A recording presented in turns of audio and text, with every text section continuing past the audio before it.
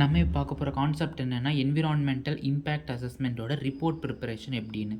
So இதோட detail review பார்க்கறதுக்கு முன்னாடி நம்ம வந்து ஒரு சின்ன ஃப்ளோ சார்ட் பார்த்துடலாம்.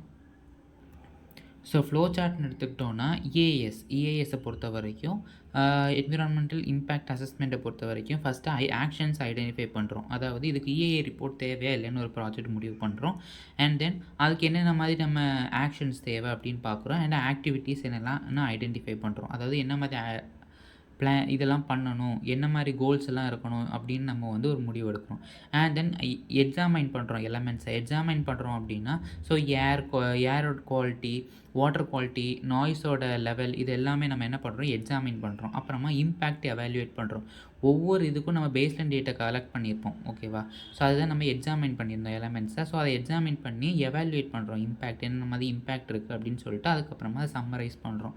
ஒன்ஸ் அந்த இம்பேக்டை சம்மரைஸ் பண்ணதுக்கப்புறமா வேறு ஏதாவது இருக்கான்னு நம்ம ரிவ்யூ பண்ணிவிட்டு ஃபைனல் அனலைசிஸ்க்கு போயிடுறோம். சரியா. அனலைசிங்கில் என்னது என்விரான்மெண்டல் இம்பேக்ட்டு இது எல்லாமே நம்ம ஃபைனலாக அனலைஸ் பண்ணி ஒரு இஏஏ டாக்குமெண்ட் ப்ரிப்பேர் பண்ணுறோம், ஓகேவா.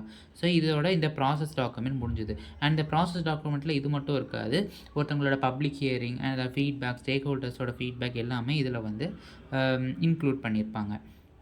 ஸோ இப்போ இந்த கான்செப்ட்டுக்கு வருவோம். ஸோ இந்த நான் ஆல்ரெடி சொன்னது வந்து step by step procedure flow chart, ஓகேவா. ஸோ இதை கூட நீங்கள் ஃப்ளோ சார்ட்டாக எழுதிக்கலாம். ஸோ இதில் என்னென்னா ரிப்போர்ட் ப்ரிப்பரேஷனை பொறுத்த வரைக்கும் ஃபஸ்ட்டு அந்த ரிப்போர்ட்டில் இன்ட்ரொடக்ஷன் அண்ட் கோல்ஸ், அதோட அப்ஜெக்டிவ்ஸ் எல்லாமே இருக்கணும், அதோட ஸ்கோப் எல்லாமே இருக்கணும். அண்ட் தென் ப்ராஜெக்டோட ஓவர்வியூ, ப்ராஜெக்டோட ப்ரீஃப் டிஸ்கிரிப்ஷன் என்னது, அதோட லொக்கேஷன் எங்கே, அதோட ஸ்கோப் எங்கே, எவ்வளோ டியூரேஷன் வரைக்கும் அது இருக்கும். என்விரான்மெண்டல் கான்டெக்ஸ்ட்டை பொறுத்த வரைக்கும் அது ஏதாவது இதாக அஃபெக்ட் ஆகுமா, ஸோ என்ன மாதிரி எக்கோ சிஸ்டம்லாம் அங்கே இருக்குது, அங்கே ஏர் குவாலிட்டி, வாட்டர் குவாலிட்டிலாம் என்ன லெவலில் இருக்குது, அங்கே என்டேஞ்சர் ஸ்பீசிஸோட ப்ரெசன்ஸ் இருக்குதா இல்லையான்றதெல்லாம் ப்ராஜெக்ட் ஓவர்வியூவில் நம்ம கொடுக்கணும். அப்புறமா லீகல் ரெக்யர்மெண்ட்ஸ். ஸோ ஒவ்வொரு ப்ராஜெக்டை எடுத்துக்கிட்டோன்னா அந்த ப்ராஜெக்ட்டுக்கு ஏற்ற மாதிரி laws and regulations already government வச்சுருப்பாங்க. ஸோ அது எல்லாமே அப்ளிகபிளாக இருக்கும். அந்த ப்ராஜெக்ட்டுக்கு ஏற்ற அந்த லாஸ் எல்லாமே அவங்க லிஸ்ட் அவுட் பண்ணியிருக்கணும். And then monitoring. So air, water, soil, noise, biodiversity இது எல்லாமே கண்டிப்பாக மானிட்டர் பண்ணி அதோட எல்லாமே அந்த எலமெண்ட்ஸ் எல்லாம் மானிட்டர் பண்ணி அதோட ஸ்பெசிஃபிக் என்விரான்மெண்ட் எலமெண்ட்ஸ் எல்லாமே ஐடென்டிஃபை பண்ணியிருக்கணும். அண்ட் ஃபர்தராக அது எல்லாமே அவங்க ரிப்போர்ட்டில் ஆட் பண்ணியிருக்கணும். ஸோ இதை மானிட்டர் பண்ணுறதுக்கு ஒரு குறிப்பிட்ட மெத்தட்ஸ் எல்லாமே இருக்குது அண்ட் டூல்ஸும் இருக்குது. ஸோ இதெல்லாம் வச்சு தான் அவங்க என்ன பண்ணுவாங்க, மானிட்டர் பண்ணி இந்த மெத்தட்ஸ் எல்லாமே டிஸ்கிரைப் பண்ணியிருப்பாங்க டெக்னிக்ஸோட.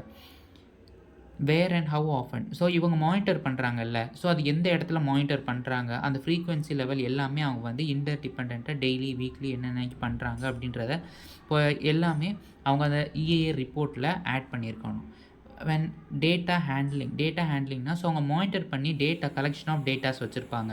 ஸோ அந்த டேட்டா எல்லாத்தையும் அவங்க என்ன பண்ணியிருக்கணும், ஆட் பண்ணியிருக்கேன். அண்ட் முக்கியமாக அதை அனாலிசிஸ் பண்ணியிருக்கணும். ஸோ இந்த இடத்துல தான் இம்பேக்ட் அசஸ்மெண்ட்லாம் வரும், அதாவது இம்பேக்ட் அனாலிசிஸ்லாம் வரும்.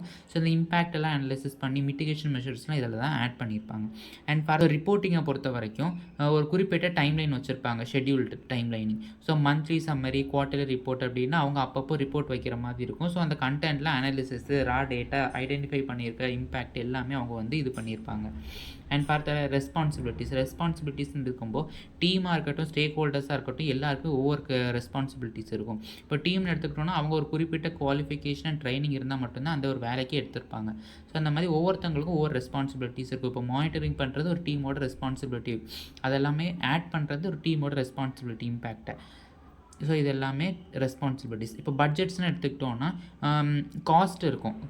ஒரு குறிப்பிட்ட காஸ்ட்டில் தான் அனாலிசிஸ், ரிப்போர்ட்டிங் எல்லாமே பண்ண முடியும். சில இது வந்து கொஞ்சம் ஏறலாம், கொஞ்சம் குறையலாம். ஸோ அதுக்கு ஏற்ற மாதிரி பட்ஜெட் கோட்டிங்ஸ் இருக்கணும். அண்ட் தென் மிட்டிகேஷன் மெஷர்ஸ்னால் ஆல்ரெடி நம்ம இம்பேக்ட் ஃபைண்ட் பண்ணியிருப்போம். அதுக்கு எல்லாத்துக்குமே நம்ம வந்து மிட்டிகேஷன் மெஷர்ஸ் வந்து கண்டிப்பாக இருக்கணும். அப்போ தான் அதை வந்து ஃப்யூச்சரில்